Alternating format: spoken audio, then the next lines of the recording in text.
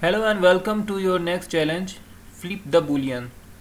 So basically in this challenge you will be provided with a parameter flip, which is a boolean type parameter, and you just need to check if the boolean variable is true, you have to return false, and if the boolean variable is false, you have to return true.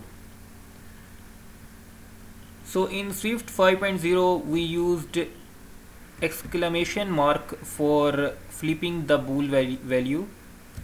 So we'll just return exclamation mark flip. After that you need to check your solution.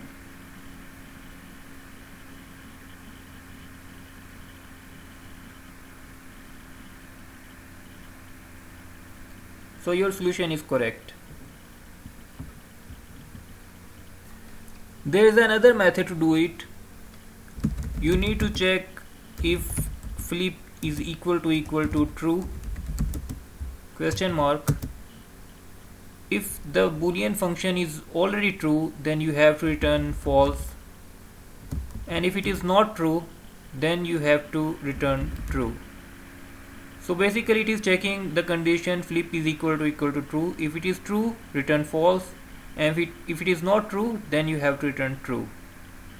So we'll check the solution here.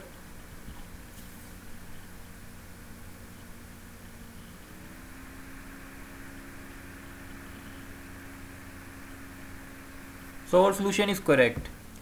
You have to give space between the condition and question mark. If you will not give space, then your solution will be incorrect.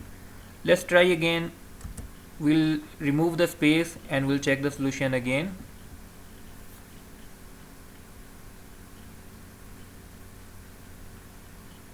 So basically this solution is incorrect. So always remember to give one space between the condition and question mark. We'll check the solution again.